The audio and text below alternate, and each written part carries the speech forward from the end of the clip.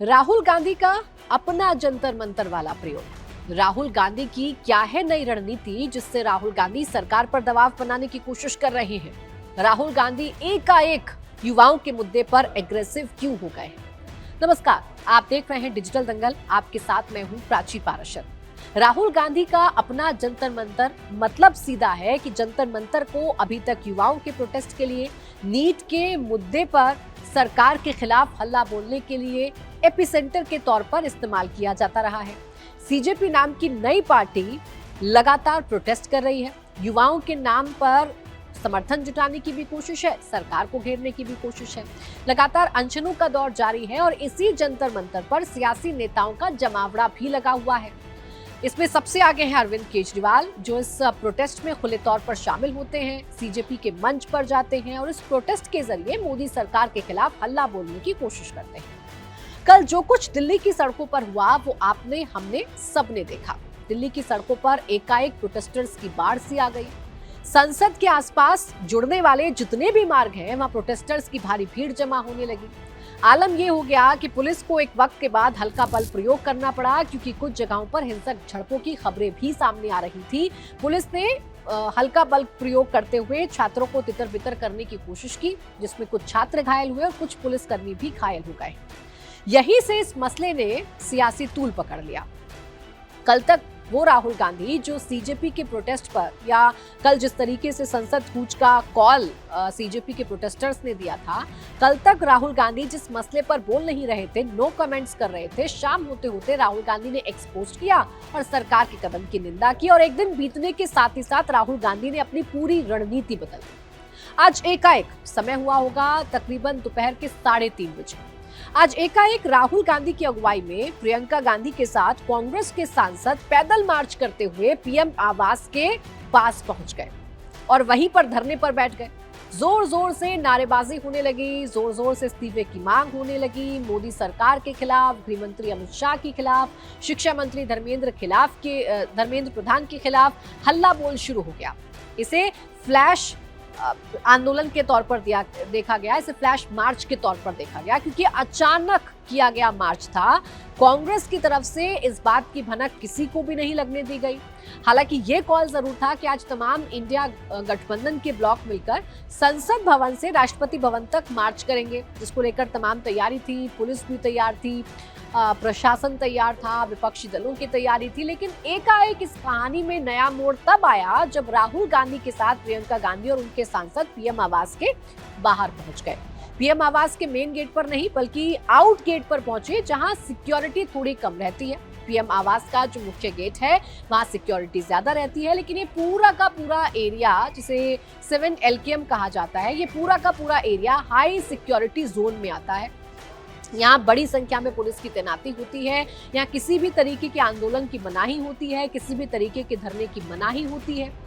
लेकिन राहुल गांधी ने चूंकि किसी प्रदर्शन की, किसी आंदोलन की कोई कॉल नहीं दी थी, तो पुलिस की भी तैयारी नहीं थी। कहा यह गया था, इसके पीछे की पूरी कहानी आपको बताती हूँ। कहा यह गया था, दरअसल आज कांग्रेस अध्यक्ष मल्लिकार्जुन खड़गे का जन्मदिन है और उनके जन्मदिन को ही सबसे बड़ा रीजन बनाकर कांग्रेस ने अपने सांसदों को, कर्नाटक के मुख्यमंत्री को, केरलम के मुख्यमंत्री को ये कहा कि आज सब मल्लिकार्जुन खड़गे के आवास पर इकट्ठा होंगे। मल्लिकार्जुन खड़गे का आवास कहाँ है? 10 राजाजी मार्ग पर। हुआ भी कुछ ऐसा ही। राहुल गांधी, प्रियंका गांधी और उनके साथ कुछ और सांसद कर्नाटक के मुख्यमंत्री और केरलम के मुख्यमंत्री मल्लिकार्जुन खड़गे के आवास पर थे। कहा यह गया कि केक कटिंग सेरेमनी होगी और इसके लिए बाकायदा 2 न्यूज एजेंसीज को भी बुलाया गया कि यहाँ मल्लिकार्जुन खड़गे के घर पर केक कटिंग होगी। कांग्रेस के कार्यकर्ताओं का, कांग्रेस के नेताओं का जमावड़ा लगेगा। लेकिन हुआ क्या? मल्लिकार्जुन खड़गे के बर्थडे को रीजन बनाकर, ये मल्लिकार्जुन खड़गे के बर्थडे पर केक कटिंग सेरेमनी को बहाना बनाकर राहुल गांधी और प्रियंका गांधी ने वो किया जिसकी उम्मीद आपको भी नहीं थी, हमें भी नहीं थी और शायद सरकार को भी नहीं थी। मल्लिकार्जुन खड़गे के घर से राहुल गांधी और प्रियंका गांधी निकल पड़े। शुरुआत में ऐसा लगा कि शायद राष्ट्रपति भवन की तरफ जाएंगे, लेकिन उन्होंने इसका अपोजिट रास्ता चुना। अब ये अपोजिट रास्ता कहाँ जाता है? ये अपोजिट रास्ता जाता है 3 मूर्ति मार्ग पर, यानी उस जगह पर जहां प्रधानमंत्री आवास है, जहां प्रधानमंत्री आवास का एरिया है। तकरीबन 500 मीटर की दूरी तय की राहुल गांधी ने, प्रियंका गांधी ने, उनके साथ कुछ मुट्ठी भर सांसद थे। पीएम आवास का आउटगेट जैसे ही आया, राहुल गांधी और उनके जो सांसद थे, प्रियंका गांधी थी, केसी वेणुगोपाल थे, पवन खेड़ा थे, कर्नाटक के मुख्यमंत्री थे और केरलम के मुख्यमंत्री थे, ये तमाम लोग बैठ गए धरने पर। धरने पर बैठे, जोर जोर से नारेबाजी हुई, हंगामा शुरू हुआ। इससे पहले सरकार कुछ समझ पाती, इससे पहले प्रशासन कुछ समझ पाता, कांग्रेस ने अपना धरना शुरू कर दिया। कांग्रेस ने आंदोलन का एक नया स्पॉट तय कर लिया और वो स्पॉट था जंतर मंतर नहीं, बल्कि पीएम आवास के पास वाला एरिया, आउट गेट वाला एरिया, जहां मुख्य गेट के कंपैरिजन में थोड़ी कम सिक्योरिटी होती है, उस एरिया में बैठकर कांग्रेस ने प्रदर्शन करना शुरू कर दिया। अब राहुल गांधी ने इस बीच पूरी तैयारी की थी। अब देखिए, कांग्रेस की तैयारी पूरी थी क्योंकि कांग्रेस ने बाकायदा सांकेतिक तौर पर हथकड़ियों का भी इंतजाम किया था। प्लास्टिक के बैंड मंगाए गए थे, वो बैंड जिनका अमूमन आप और हम पैकिंग में इस्तेमाल करते हैं, वो बैंड मंगाए गए थे और कांग्रेस के कार्यकर्ताओं के हाथों में, उनकी सांसदों के हाथों में, मल्लिकार्जुन खड़गे के हाथों में, राहुल गांधी, प्रियंका गांधी, केसी वेणुगोपाल, इन तमाम लोगों के हाथों में वो सांकेतिक हथकड़ियां बांध दी गई। और जब जब पुलिस वाले राहुल गांधी से बात करने की कोशिश कर रहे थे, तब तब राहुल गांधी सांकेतिक तौर पर हथकड़ियां दिखाकर ये बता रहे थे कि वो यहाँ से हिलने वाले नहीं है। अब मसला यह है कि हाई सिक्योरिटी जोन है। बात यह है कि नेता प्रतिपक्ष धरने पर बैठे हैं।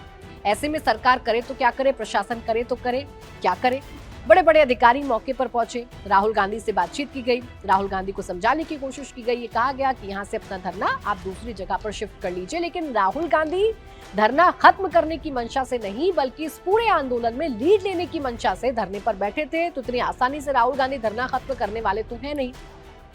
जब पुलिस की कोशिशें नाकाम हो गई तो फिर सरकार की तरफ से बातचीत का रास्ता खोला गया। पीएमओ के एमओएस और सरकार में मंत्री जितेंद्र सिंह को जिम्मेदारी सौंपी गई। जितेंद्र सिंह राहुल गांधी के पास पहुंचे, धरने वाली जगह पर पहुंचे। राहुल गांधी और जितेंद्र सिंह के बीच में तकरीबन 15 से 20 मिनट की बातचीत हुई। जितेंद्र सिंह की तरफ से ये ऑफर राहुल गांधी को दिया गया कि कल संसद में इस मुद्दे पर डिबेट डिस्कशन के लिए सरकार तैयार है। लेकिन अब बात डिबेट डिस्कशन से कहीं आगे निकल चुकी थी। डिबेट डिस्कशन की मांग तो आज सुबह से राहुल गांधी संसद के अंदर कर रहे थे। राहुल गांधी आज बाकायदा लोकसभा स्पीकर ओम बिरला से मिले थे और उन्होंने नीट के मुद्दे पर, छात्रों के साथ हुई बर्बरता के मुद्दे पर सरकार से डिस्कशन करने की मांग की थी। उस वक्त उनकी इस मांग पर ध्यान नहीं दिया गया। तो अब जब राहुल गांधी को दोबारा ये ऑफर सरकार की तरफ से दिया गया तो राहुल गांधी ने इस ऑफर को ठुकरा दिया। राहुल गांधी ने कहा कि अब डिबेट और डिस्कशन नहीं होगा, अब बातचीत नहीं होगी, अब सरकार को कार्रवाई करनी पड़ेगी, सरकार को जवाबदेही तय करनी पड़ेगी। और जब तक शिक्षा मंत्री का इस्तीफा नहीं होता है, तब तक राहुल गांधी अपना धरना खत्म नहीं करेंगे। ये राहुल गांधी ने कह दिया। जितेंद्र सिंह को बैरंगी वापस लौटना पड़ा। पुलिस वाले खड़े तो हैं इस वक्त पीएम आवास के पास, आउटगेट के पास, लेकिन वो कोई कार्रवाई नहीं कर रहे हैं। जानकारी ये मिल रही है कि अभी पुलिस जबरन राहुल गांधी का धरना खत्म करवाने के मूड में नहीं है, क्योंकि राहुल गांधी नेता प्रतिपक्ष के तौर पर धरना दे रहे हैं। राहुल गांधी के साथ प्रियंका गांधी हैं, उनके पार्टी के तमाम सांसद हैं। अब जो धरना मुट्ठी भर लोगों से शुरू हुआ था, देखते ही देखते उस धरने में लोग जुड़ने लगे। कांग्रेस के कार्यकर्ताओं को जैसे जैसे जानकारी मिल रही थी कि राहुल गांधी धरने पर बैठे हैं, तो कांग्रेस के कार्यकर्ता भी धरने में शामिल होने लगे और देखते ही देखते भीड़ जुटने लगी। और इसका आह्वान खुद राहुल गांधी ने भी कर दिया। राहुल गांधी ने अपने एक्स पोस्ट के जरिए जो कहा, वो बातें मैं आपके सामने रख देती हूँ, जिससे आपको समझ में आ जाएगी कि राहुल गांधी की मंशा क्या है। राहुल गांधी अभी फिलहाल धरना खत्म करने वाले नहीं है। राहुल गांधी ने एक्स पोस्ट पर यह कहा कि छात्रों पर हमला हर भारतीय पर हमला है। प्रधानमंत्री मोदी को लगता है कि वो बिना जवाब दिए, बिना किसी नतीजे का सामना किए बच निकलेंगे, नहीं कर पाएंगे। इस बार तो बिल्कुल नहीं। मैं हर उस देशभक्त भारतीय से अपील करता हूं जो मानता है कि हमारे छात्रों को न्याय मिलना चाहिए, प्रधानमंत्री आवास के सामने हमारे धरने में शामिल हो। भारत के छात्रों की आवाज को नजरअंदाज नहीं किया जा सकता है। तो राहुल गांधी की इस अपील से समझा जा सकता है कि राहुल गांधी और उनकी पार्टी की आगे की रणनीति क्या है। राहुल गांधी इस धरने को अभी तो खत्म करने वाले नहीं और खुद से तो खत्म करने वाले नहीं है। ये तो अब लगभग तय हो गया है, क्योंकि एक राउंड की बातचीत जो सरकार ने राहुल गांधी से की थी, नेता प्रतिपक्ष से की थी, वो बातचीत नाकाम हो गई है, वो बातचीत फेल हो गई है। अधिकारी पुलिस के खड़े जरूर है, लेकिन वो कुछ करे ऐसा भी दिख नहीं रहा है। बातचीत से ही मसले को सुलझाने की कोशिश की जा रही है। अब आप ये कहेंगे कि जब जंतर मंतर पर प्रोटेस्ट चल ही रहा है, जब जंतर मंतर पर नेताओं का जमावड़ा लग ही रहा है और कल जंतर मंतर से ही संसद की तरफ इतनी बड़ी संख्या में लोगों ने कूच किया, दिल्ली के हालात खराब हुए, पुलिस और प्रोटेस्टर्स के बीच में झड़प हुई, जिसमें प्रोटेस्टर्स घायल हुए, जिसमें पुलिसकर्मी घायल हुए, तो राहुल गांधी अलग से पीएम आवास के बाहर क्यों बैठ रहे हैं या पीएम आवास के पास जाकर क्यों बैठ गए? तो इसका सीधा सीधा जो मकसद है, जो उसकी सीधी सीधी वजह है, वो ये कि कल तक युवाओं की इस लड़ाई में कांग्रेस पिछड़ गई थी। युवाओं की इस लड़ाई का चेहरा अरविंद केजरीवाल बनने की कोशिश कर रहे थे। समाजवादी पार्टी के सांसदों ने भी कल इस मार्च में शामिल होकर अपनी भूमिका साबित कर दी थी और सबसे ज्यादा एग्रेशन में अगर कोई है तो वो अरविंद केजरीवाल है। तो राहुल गांधी या कांग्रेस पार्टी ये नहीं चाहती कि युवाओं का मुद्दा जो कांग्रेस नीट पेपर लीक के बाद से उठा रही है, बाकायदा इसे छात्रों की गूंज नाम दिया गया है कांग्रेस की तरफ से। कांग्रेस ये नहीं चाहती कि उनके पके पकाए मुद्दे पर रोटियां कोई और सेक ले। वो ये नहीं चाहती कि इस मुद्दे का क्रेडिट किसी और पार्टी को मिल जाए। कांग्रेस अपने आप को सबसे बड़ी युवाओं की पार्टी साबित करना चाहती है, छात्रों की पार्टी साबित करना चाहती है। इसलिए राहुल गांधी ने अपनी एक नई राह चुनी है, अपना एक नया जंतर मंतर क्रिएट किया है और राहुल गांधी ने अपने ट्वीट के जरिए, अपने पोस्ट के जरिए साफ कर दिया है कि वो यहीं पर धरना देंगे और ज्यादा से ज्यादा लोगों के आने का आह्वान भी राहुल गांधी ने किया है। हालांकि वो बातचीत भी सामने आ गई। जब पुलिसकर्मी राहुल गांधी से बातचीत कर रहे थे तो राहुल गांधी ने कहा कि जंतर मंतर से कुछ नहीं होने वाला, मुझे पता है प्रॉब्लम यहाँ है, इसलिए मैं यहाँ पर बैठा हूँ। यानी कि राहुल गांधी ने साफ कर दिया कि जंतर मंतर पर जो चल रहा है उससे कुछ भी हासिल नहीं होगा। जो कुछ होगा वो अब कांग्रेस पार्टी करेगी और कांग्रेस पार्टी ही दबाव बनाकर अब सरकार से वो सब करवा सकती है जो मांग युवाओं की है। अब इधर राहुल गांधी धरने पर बैठे तो खलबली इंडिया ब्लॉक में मच गई, क्योंकि जिस वक्त राहुल गांधी पीएम आवास के पास बैठकर धरना दे रहे हैं, उसी वक्त इंडिया ब्लॉक के नेता जंतर मंतर पर जाकर सीजेपी के प्रोटेस्ट में शामिल हो रहे हैं, जिसमें सबसे आगे हैं अरविंद केजरीवाल। अरविंद केजरीवाल अपनी पूरी टीम को लेकर जंतर मंतर पहुंचे। सीजेपी के मंच से उन्होंने खूब भाषण दिए, सरकार को घेरा, सरकार को अंग्रेजों वाली सरकार बता दिया, जलियांवाला बाग से कंपैरिजन कर दिया। वो अरविंद केजरीवाल जिनको ये लग रहा था कि युवाओं के सहारे उनकी राजनीति चमक सकती है या दिल्ली में वो फिर से रेलेवेंट हो सकते हैं आंदोलन के जरिए, ये मौका कहीं ना कहीं कांग्रेस की एंट्री के बाद अब अरविंद केजरीवाल का छिन रहा है, क्योंकि सबका फोकस अब जंतर मंतर पर कम राहुल गांधी पर ज्यादा है। जाहिर बात है वो नेता प्रतिपक्ष है, कांग्रेस मुख्य विपक्षी दल है, तो कांग्रेस के प्रोटेस्ट पर अब सभी की निगाहें हैं। तो कहीं ना कहीं लेफ्ट आउट अरविंद केजरीवाल और बाकी जो दल हैं वो फील करने लगे, क्योंकि जब अरविंद केजरीवाल पहुंचे, उससे पहले शरद पवार पहुंचे थे, सुप्रिया सुले पहुंची थी, महुआ माझी पहुंची थी, समाजवादी पार्टी के सांसद तो लगातार इस प्रोटेस्ट में जाकर साथ दे ही रहे हैं। तो ऐसे में दो फ्रंट खुलते हुए नजर आ रहे हैं। एक फ्रंट है जंतर मंतर और एक फ्रंट है पीएम आवास वाली वो जगह जहां पर कांग्रेस इस वक्त धरने पर बैठी हुई है। ये ऑप्टिक्स की पॉलिटिक्स इस वक्त की जा रही है। कांग्रेस भी जानती है कि डिस्कशन और डिबेट से बात अब कहीं आगे निकल गई है। वो उनको भी पता, अब देखिए नेता प्रतिपक्ष पीएम से अगर उनको मिलना है या नेता प्रतिपक्ष को एचएम से अगर मिलना है तो कोई मुश्किल बात नहीं है नेता प्रतिपक्ष के लिए, लेकिन राहुल गांधी ने अगर धरने का रास्ता चुना है तो समझ सकते हैं। इसे एक और बात है जो कांग्रेस ने साधी है, वो ये है कि अभी तक कांग्रेस पर, खासकर राहुल गांधी पर यह आरोप लगते रहे, एक नैरेटिव बीजेपी ने सेट किया कि राहुल गांधी ग्राउंड की पॉलिटिक्स नहीं करते हैं, वो ग्राउंड पर उतरकर धरना नहीं देते हैं, वो जनता के मुद्दों से कनेक्ट नहीं होते हैं, जमीन पर उतरकर धरना नहीं देते हैं। तो कहीं ना कहीं इस नैरेटिव को भी राहुल गांधी ने ध्वस्त करने की कोशिश की है। धरने पर भी बैठ गए हैं और अपनी जिद पर अड़े हुए हैं, उनसे बातचीत की गई, लेकिन अभी इस धरने को खत्म करने के मूड में राहुल गांधी है नहीं। जब मैं आपसे कह रही हूँ दो फ्रंट खुल गए हैं, तो इसका सीधा मतलब ये है कि एक तरफ राहुल गांधी है, वो पावर सेंटर के तौर पर है, और दूसरी तरफ इंडिया ब्लॉक के बाकी दल हैं जो अपने आप को पावर सेंटर के तौर पर दिखा रहे हैं, जिसमें अरविंद केजरीवाल सबसे बड़े हैं। जैसे ही राहुल गांधी धरने पर बैठे, सबसे ज्यादा खलबली कहाँ मची आम आदमी पार्टी के खेमे में। आम आदमी पार्टी के नेताओं ने राहुल गांधी पर अटैक करना शुरू कर दिया। सोचिए, एक ही मुद्दा उठा रहे हैं दोनों, राहुल गांधी भी वही मुद्दा उठा रहे हैं, अरविंद केजरीवाल भी वही मुद्दा उठा रहे हैं, लेकिन एक दूसरे से आगे निकलने की होड़ ऐसी है कि अगर कोई दूसरा व्यक्ति आंदोलन कर रहा है तो उस पर टीका टिप्पणी की जा रही है। ये राहुल गांधी की तरफ से नहीं किया गया, अरविंद केजरीवाल की तरफ से किया गया।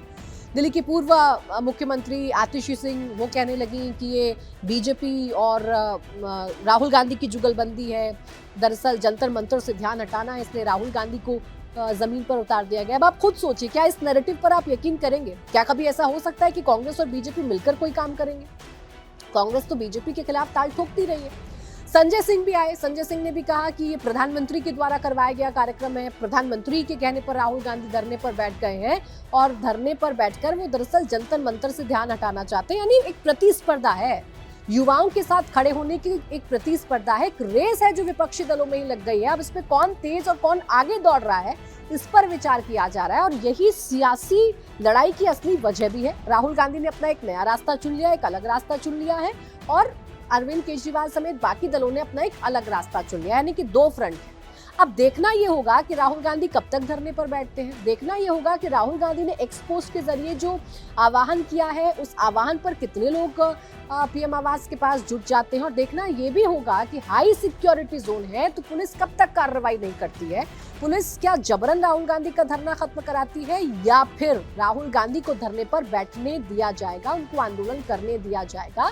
सरकार पर दबाव बनाने की राहुल गांधी की राजनीति कितनी कामयाब होगी, ये भी देखना दिलचस्प होगा। सरकार क्या उपाय निकालेगी, क्या बातचीत का कोई दूसरा राउंड या बातचीत का कोई और रास्ता खोला जाएगा, ये भी देखना दिलचस्प होगा। लेकिन फिलहाल ये कहा जा सकता है कि राहुल गांधी ने अपना नया जंतर मंतर खोज लिया है। राहुल गांधी युवाओं के मुद्दे पर अपनी गूंज को अरविंद केजरीवाल की गूंज से आगे रखना चाहते हैं, तेज रखना चाहते हैं, लाउड रखना चाहते हैं। इसलिए राहुल गांधी ने एक अलग मोर्चा खोल दिया है और राहुल गांधी ये साबित करना चाहते हैं, कांग्रेस ये साबित करना चाहती है कि युवाओं के मुद्दे पर अगर सरकार किसी पार्टी की सुनेगी तो सिर्फ कांग्रेस की सुनेगी। अब राहुल गांधी ने हाई सिक्योरिटी एरिया को धरने के लिए चुना है, इस पर आप क्या सोचते हैं? राहुल गांधी को क्या ये धरना करना चाहिए? क्या सरकार को राहुल गांधी को हटाना चाहिए या फिर सरकार को वेट एंड वॉच करना चाहिए? राहुल गांधी का ये धरना कितने दिन तक चलेगा? राहुल गांधी आज रात भर धरने पर बैठे रहेंगे या कुछ घंटों बाद ये पिक्चर खत्म हो जाएगी? कमेंट करके जरूर बताइएगा। इसी के साथ डिजिटल दंगल में बस इतना ही।